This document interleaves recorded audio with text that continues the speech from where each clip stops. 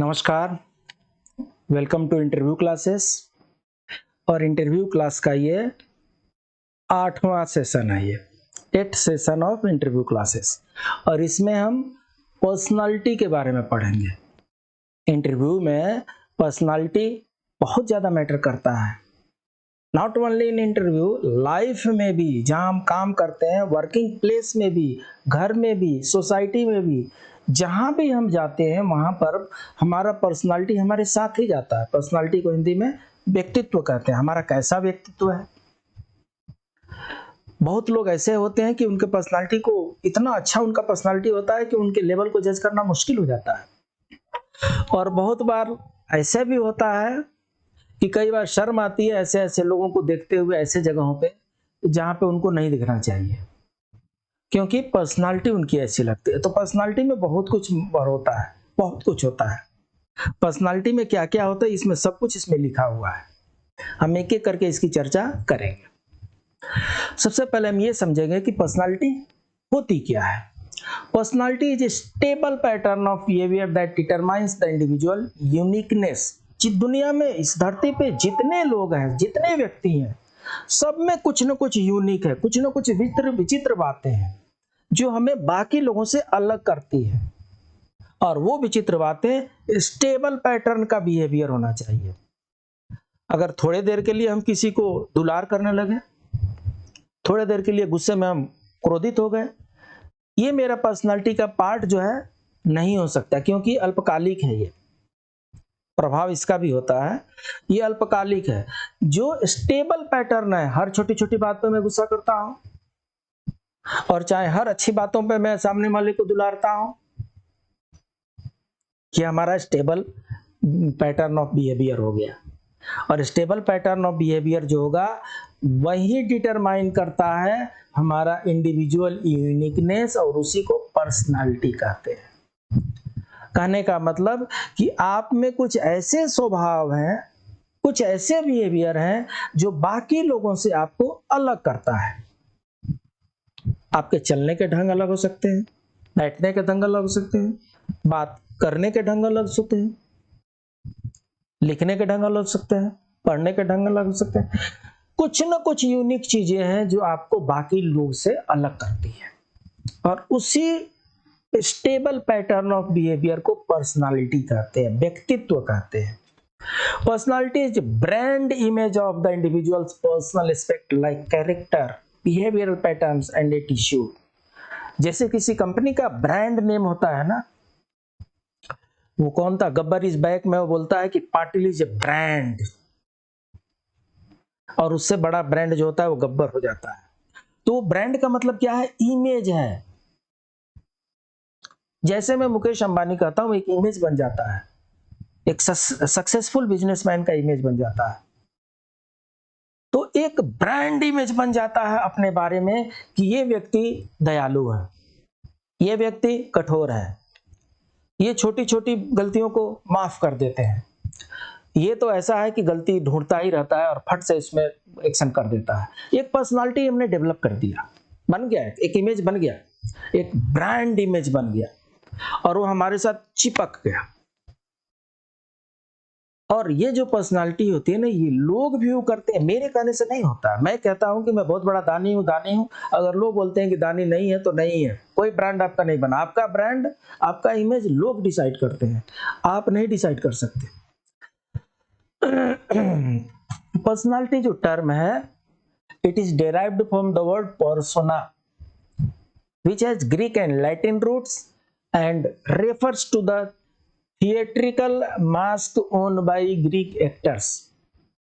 Greek में जो actors होते थे वो लोग कुछ इस तरीके का, जब भी जो रोल फॉलो उनको परफॉर्म करना पड़ता था, उस रोल के अनुसार वो अपना परफॉर्मेंस चेंज करते थे। पिक्चर में होता है ना, आप आमिर खान को देश प्रेमी का रोल दे दीजिए, देश प्रेमी का रोल करेंगे, देशद्रोही का रोल दे दीजिए, देशद्रोही का रोल करेंगे। तो उसके अनुसार उनकी पर्सनालिटी बदलती जाती है। तो पिक्चर में जैसा जैसा जिसको रोल दिया जाता है वो उस पिक्चर का रोल है। असली में वो कैसे है नहीं पता, असली में वो दूसरे तरह के होंगे। पिक्चर में जितने लोग देश प्रेमी का रोल करते हैं वो सचमुच में देश प्रेमी होंगे, कहना मुश्किल है। और पिक्चर में जो जितने देशद्रोही का रोल करते हैं, अमरीश पुरी का रोल करते हैं, गब्बर सिंह का रोल करते हैं, वो सब वैसे ही खराब है, ये भी कहना मुश्किल है। बट जो पर्सनालिटी टर्मिनोलॉजी आई है वो ग्रीक थिएटरिकल टर्मिनोलॉजी है। वहां पर जैसे जैसे एक्टर को जो रोल मिलता था, जो कैरेक्टर मिलता था, जैसे फॉलो करते थे, उसी के अनुसार उनका पर्सनालिटी क्रिएट किया जाता था। Personality is the unique pattern of enduring thoughts, feelings, actions that characterize a person.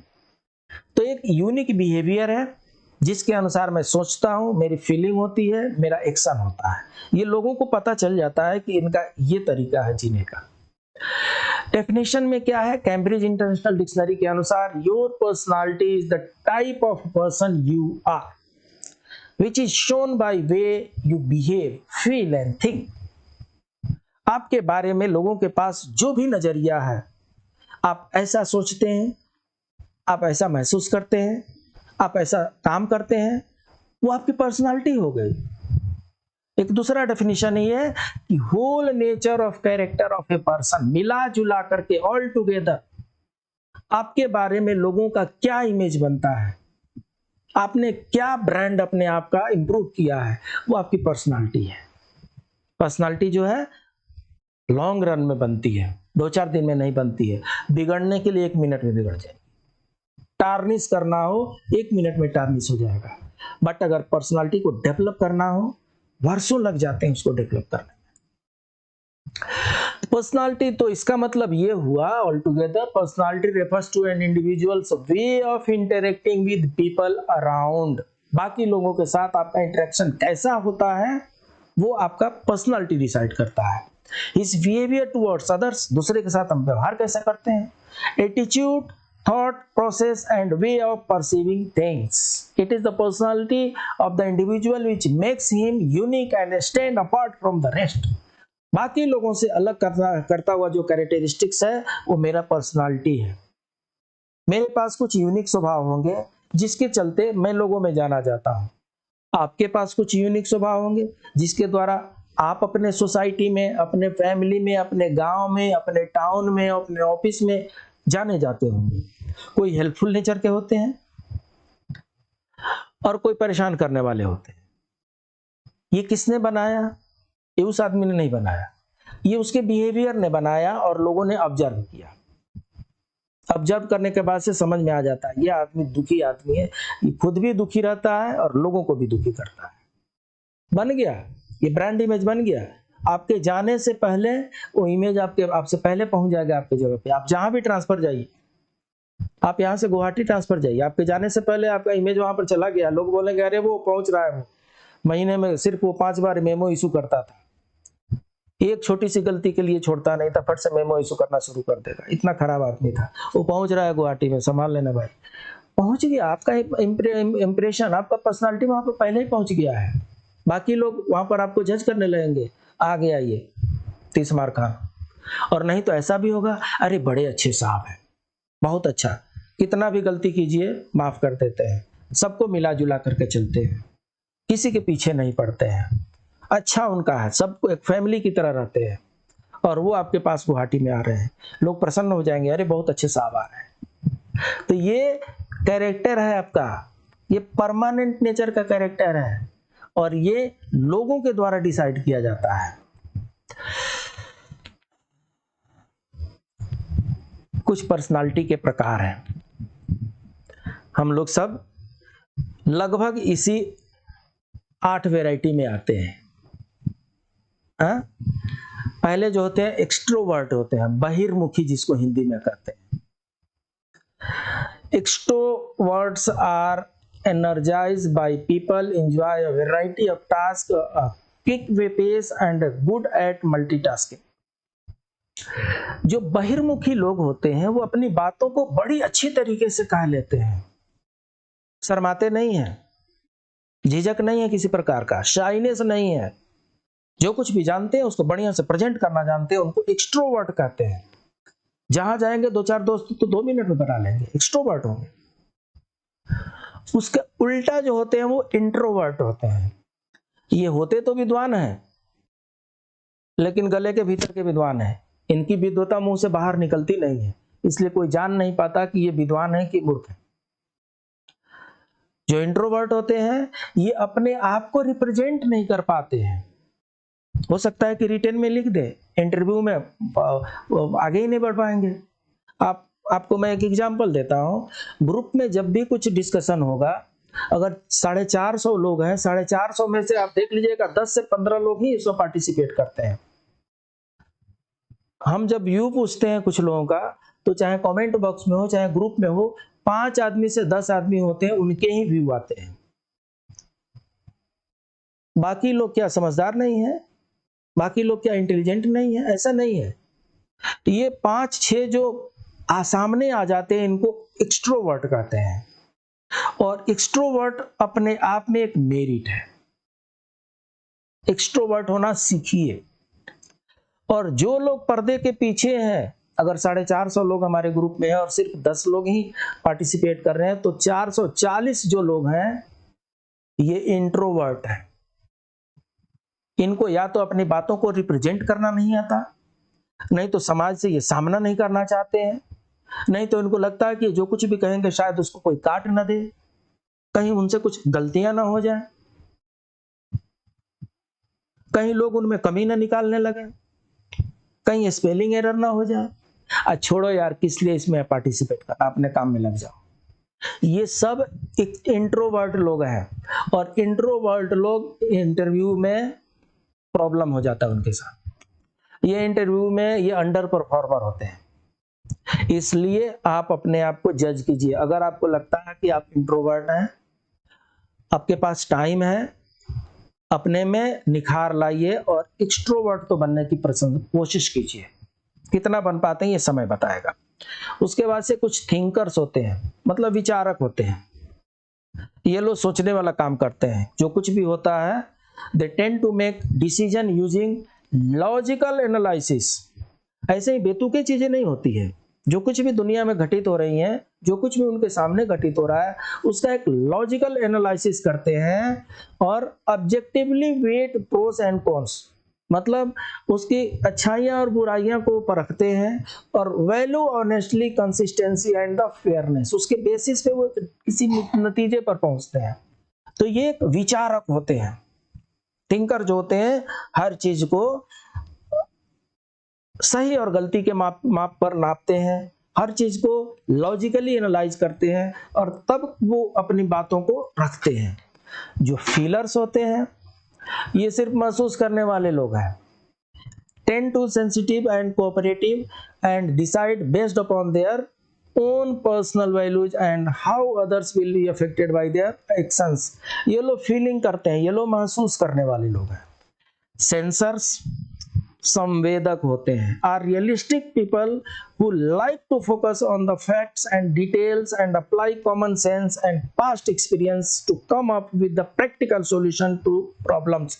ये जो सेंसर्स जो होते हैं, ये जितने भी पिछली गलतियां हुई हैं इससे ये सीखते हैं और आगे अपने आप को इम्प्रूव करते हैं। आप इससे पहले वाले जो भी एग्जाम दिए थे उसमें आपने इंटरव्यू दिया था, इंटरव्यू में आपको 100 में कितने मार्क्स मिले थे? अगर आपको लगता है कि 5 नंबर और मार्क्स मिल गया होता तो मेरिट लिस्ट में मेरी पोजीशन और हाई हो गए होते।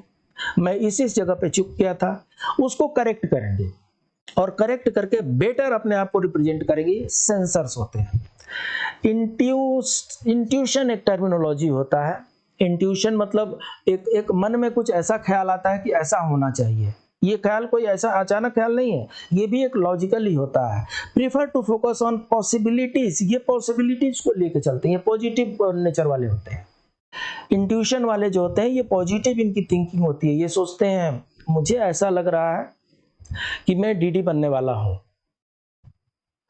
मुझे ऐसा इसलिए लग रहा है क्योंकि रिटेन मेरा ठीक ठाक गया है, एजुकेशनल क्वालिफिकेशन उन्होंने बीए मांगे हैं, मेरे पास एमबीए है, मेरे पास पोस्ट ग्रेजुएशन है, डिजायरेबल मेरे पास एलएलबी है, और इंटरव्यू में मैं बहुत अच्छा परफॉर्म करूंगा, और एक्सपीरियंस मेरे पास रिलेवेंट एक्सपीरियंस बहुत अच्छा है। ये क्या हो रहा है? ये इंट्यूशन है, ये वर्क कर रहा है इंट्यूशन कि मैं इसके बेसिस पे ये पॉजिटिव रास्ता में मैं जाने वाला हूँ। अच्छी चीज है, ये होना चाहिए इंट्यूशन। जजर्स होते हैं। ये जो जजर्स जो होते हैं, ये जज का ही डेरिवेटिव फॉर्म है। Tend to be organised and prepared like to make the stick to plans. जज का काम क्या होता है? जज जो है they are stick to the rule, वो रूल के अनुसार चलते हैं। जो भी पार्लियामेंट ने, जो भी लेजिस्लेचर ने एक्ट बनाया है, उस एक्ट के फ्रेमवर्क में ही चलना जज का काम है। जज can not cross that framework. वो फ्रेमवर्क फिक्स है, उसी फ्रेमवर्क में काम करना है। तो अगर लेट डाउन जो रूल पॉलिसी को फॉलोअर जो है उनको जजर कहते हैं। और परसीवर क्या होते हैं?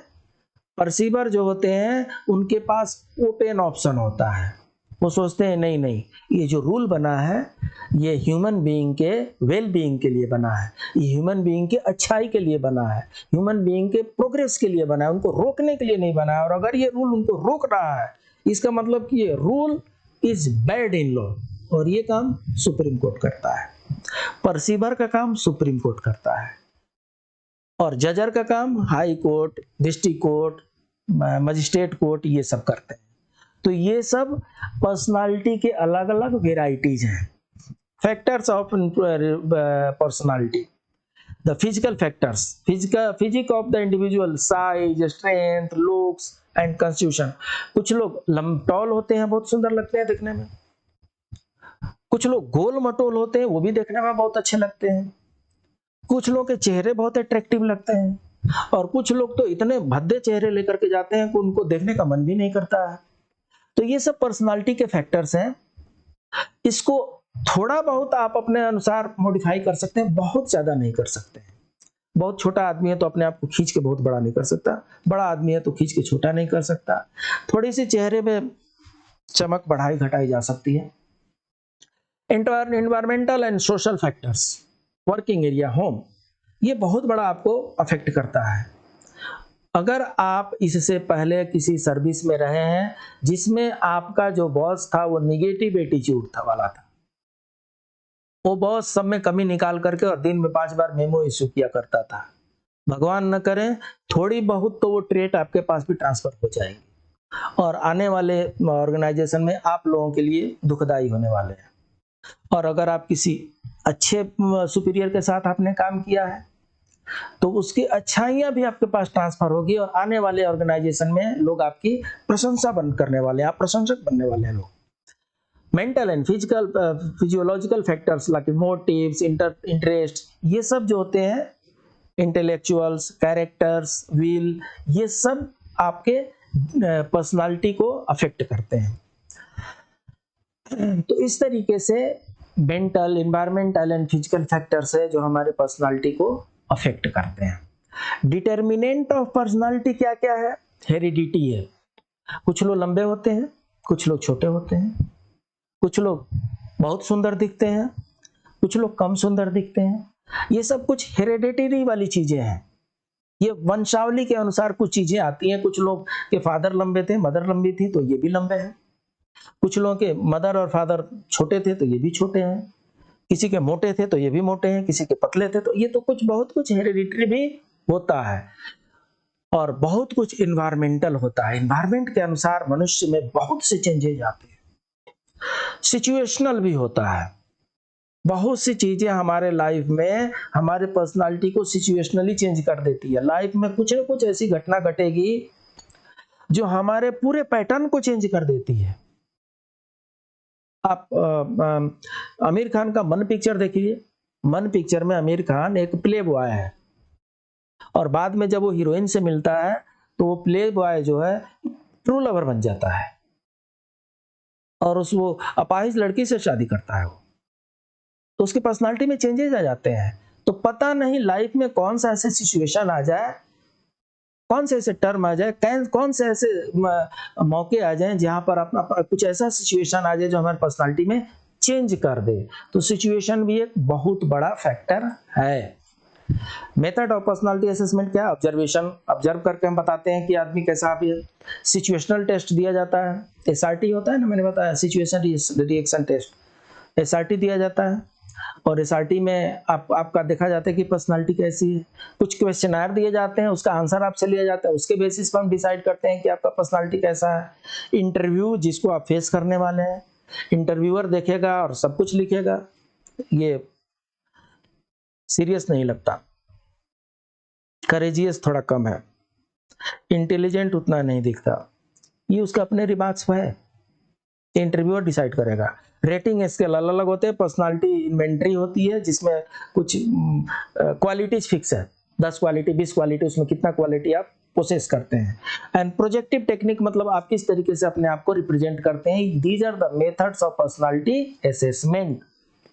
तो इस तरीके से हमने पर्सनालिटी क्या होता है, इसके फैक्टर्स कौन कौन से होते हैं और इसको डिटरमाइन कैसे किया जाता है, इसके बारे में हमने जाना।